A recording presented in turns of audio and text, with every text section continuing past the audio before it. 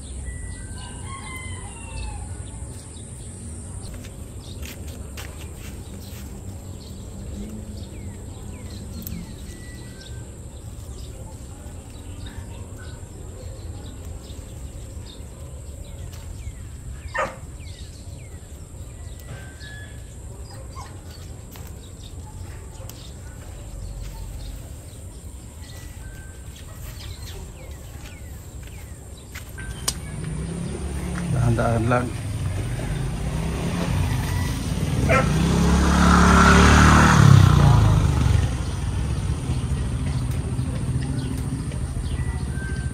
Palak sa kalabasa. Ang palasa. Ay, itong dalawa. Ano ang palaya? Ang paleto? Sawa. Maraming halaman.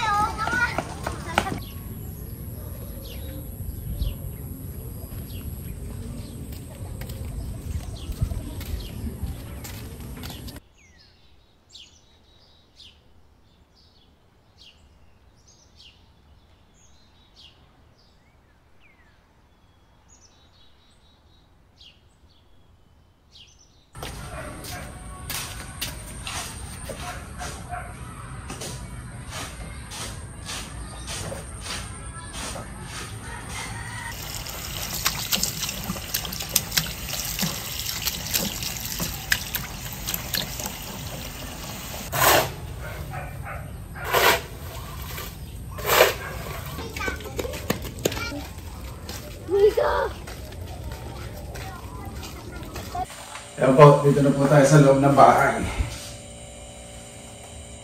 Sobrang busy na lang po ng araw, pero siyempre salamat po sa Panginoon at ligtas, walang sakit. Meron po ako ditong autumn o winter chanterelles. Kasi na po, hindi po ako makapamigay ng masuruma sa makapagbenta dahil ito pa po yung uwi ko nung 2011 pa yan. 2021. Pinabalik ba yung box ko po?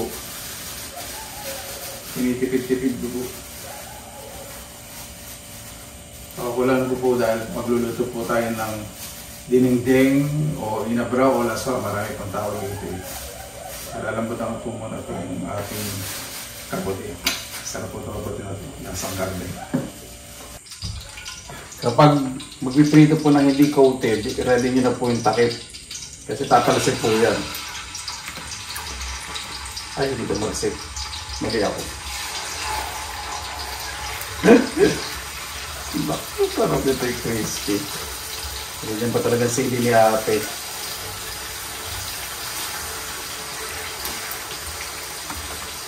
Pwede malala ka din yung tilapia na ito.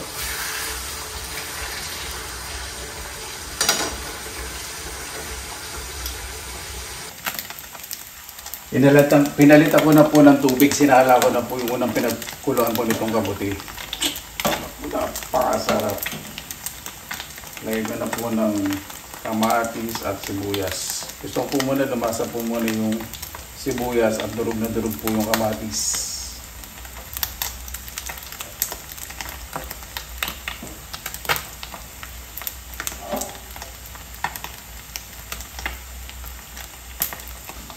At ang ating tilapia naman, crispy na po. Di ba? Hindi naman siya masyadong nasunog. Tingnan nga natin. Hindi naman golden sunog. Ayan. Naamoy ko na yung sibuyas. Ilagay po natin yung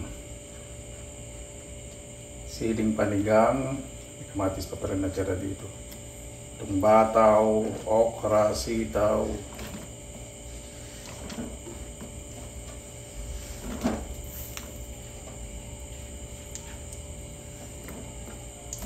Napakabango talaga pag organic yung mga nagluluto. Lalagyan po ka ng konti lang asin para mag-release po ng liquid ng lasa ang ating mga gulay. Okay na po yun.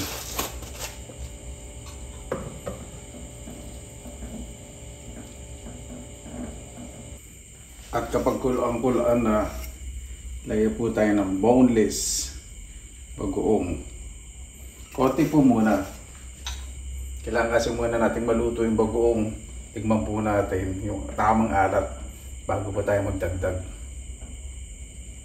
Ayoko po na masyadong overcook po sa gulay. Gusto ko lang po itong medyo mamutla ng konti itong gulay. Sana po sana may kamote, no? Kaya lang wala po nakitang kamotehan po dito sa paligid eh. Ayan, namumutla na. Namumutla na ako sa gutom. Ito yung gulay po. Lagyan na po natin ang saluyot. Naka! Ang pinakamasarap. Alam po ninyo pag nagdidinengdeng, tatlong gulay po ang paborito sa dinengdeng. Ang palaya, talong sa saluyot. Solve na po ako. O laso ay nabraw.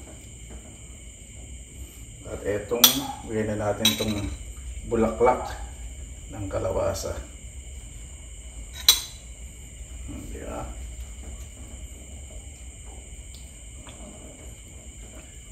Kailangan po natin kumulo at maluto po ng maayos po yung bulaklak ng kalabasa. Sa bulaklak po pala ng kalabasa dapat po talaga lutong-luto. Kasi kapag medyo half cook para po sa akin baka may katay. Minsan mayroon po. Ayan. Ready na po. Namutla na yung gulay. Kain na po tayo. Napakasarap. Tingnan ko na rin po. Tama-tama naman po ang alat. Mabuhay yan! Maraming salamat naman po sa Panginoon. Kasi po nagkasama-sama na naman po tayo na YC po. Bago tayo salamatan po muna natin ang Panginoon. Panginoon, maraming salamat po sa biyayang pinigay niyo po sa amin sa araw po na ito. Napakasarap po talaga ng pagkaramdam na ang mga inaaning tanim at pinag-inapag itanim ay naani po ng maayos sa mga kapitbahay po dahil sa pakikisama ay talagang meron po pagbibigayin at po wala akong pagmamaramot. Kaya nababahala po sa amin, sinusuko na po namin sa inyo at sa kala na Jesus. Amin. Sana pa natin.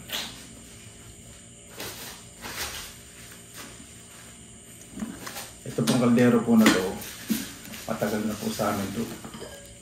Kaya iniingat-ingatan ko at nagluluto pa rin po ako dyan. Ito man. Yan. Meron po tayong suka misili na may konting asin para sa ating crispy tilapia. Napakasarap. Kaya ito na dito sa akin. Pinggan yung gulay. Sabaw separate natin. Yung mga soup, ang ganda. Isensya na po dun sa hindi po talaga ako makapagbigay po ng kabat dahil konti lang po yung inadala ko dito sa Pilipinas. At siyempre sa mga kapatid ko, mga magulang ko po. Hindi po sa pangmaramot kasi siyempre pag nabigyan ko po yung iba, kasi hindi ko po nabigyan eh. Kaya ko pong isipin na may favoritism po ako.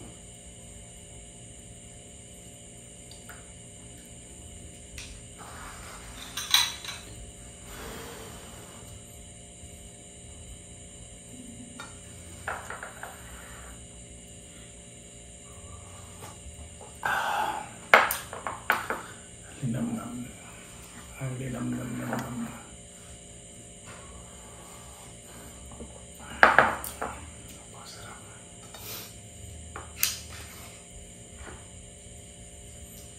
Itong soft drinks na iniinom ko po, sa mga sabi puro sugar, wala po itong sugar. Siyempre yung caffeine, huwag kayo inom bago kayo matulog.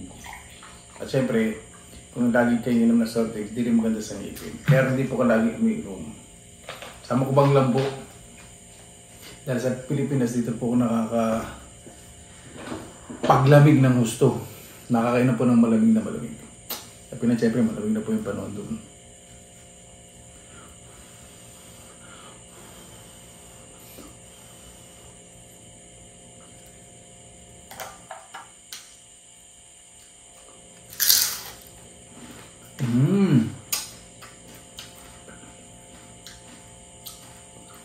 Hindi po siya sunog. Yung crispy po talaga.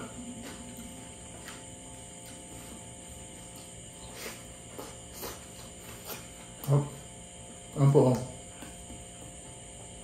Golden brown. Walang tapon.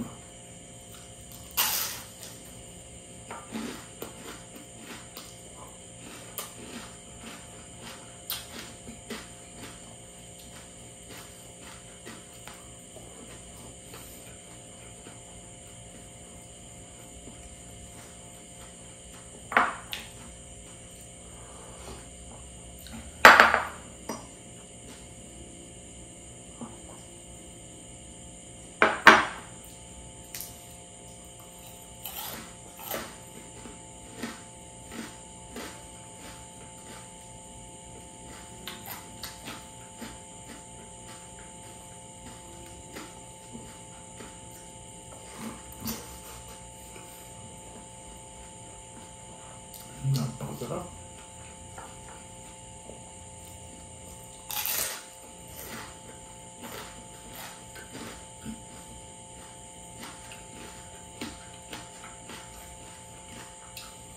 Nakalina kinain po natin tanghalian po yung merong pakalugkog po.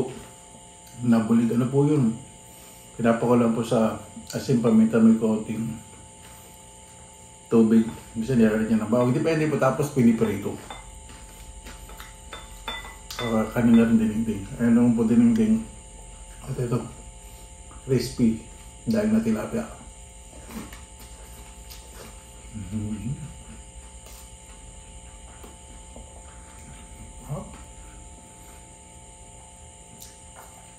Dati siyempre maliliit na bata po, hindi po paborito ang gulay ngayon mo.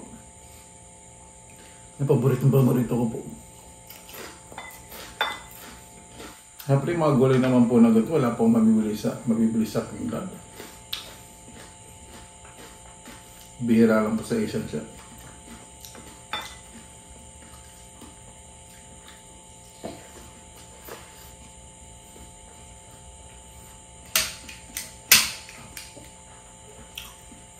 Ito natin.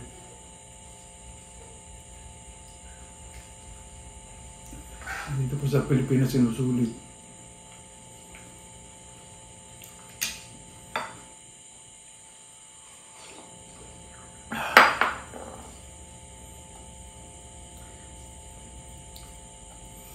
Pero po, no, ang Panginoon binibigay po sa atin lahat. Nasa atin na lang po talaga eh.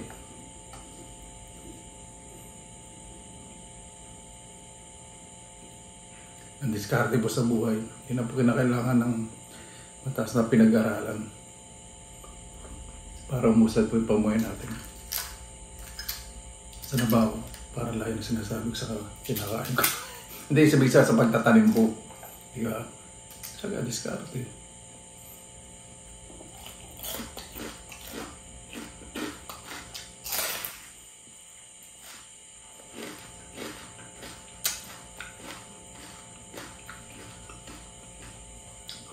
Experience po talaga nagtuturo po sa atin. Hindi naman po natin kailangan lagi ng libro para matuto po tayo sa isang bagay.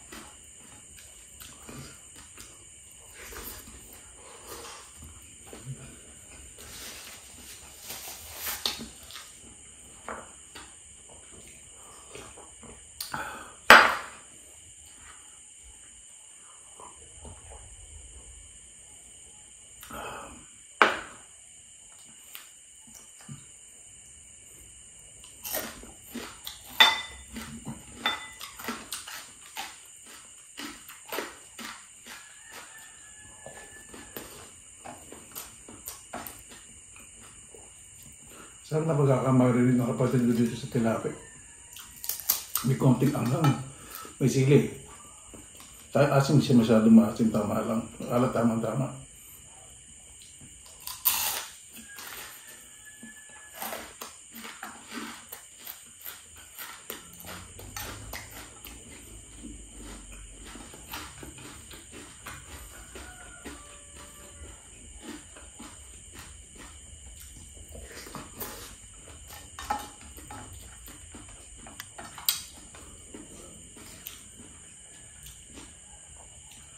Itong luto na ito, sobrang namimiss ko talaga sa Finland.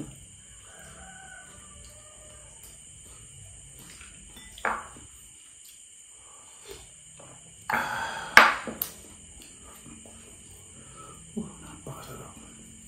Hindi namnam ng kabuti, napakasarap. Tapos yung gulay na may manamis-namis na lasa.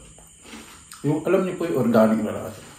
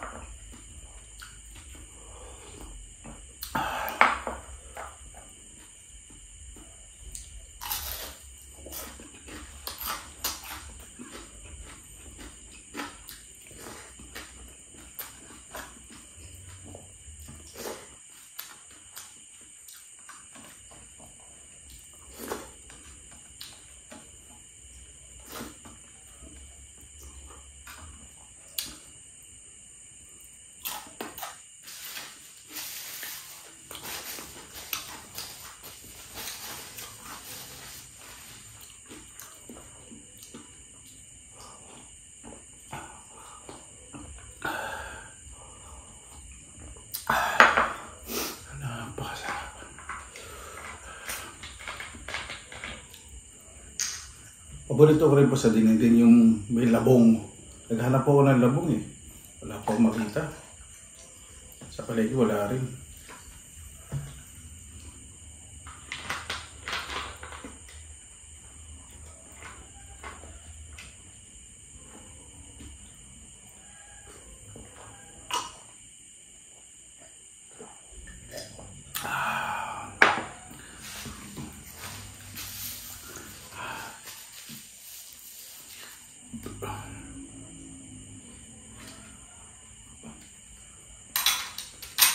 Para bukas pagising ko ng umaga. Kaya masarap po almusal. Bago tayo magtapos, pasalamatan po muna natin ang Panginoon. Panginoon, maraming salamat na po sa biyaya binigay po sa amin sa araw po na ito. Naway ang bawat isa po makita po kalahagahan na inyong nilikha pag inalagaan po. Ay sigurado makakuha na po ng makakain. Kasi na may mga dahilan po siyempre na challenging din po o pagsubok po sa iba na hirap po talagang maghanap ng lupa, na may tatanim, pero marami din pong paraan pag gusto. Paggabay po ang bawat isa na sana puro positibo na po umira sa puso at isipan ng bawat isa. Napakasarap po kumilos na wala pong iniilangan na ibang tao. Aking mapagkumbaba po lahat pag kaya na po bahala po sa amin, sinusuko na po namin sa inyo sa kanan ni Jesus.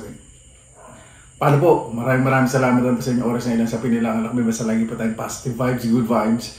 God bless. Ngayon po lagi may araw. Laban!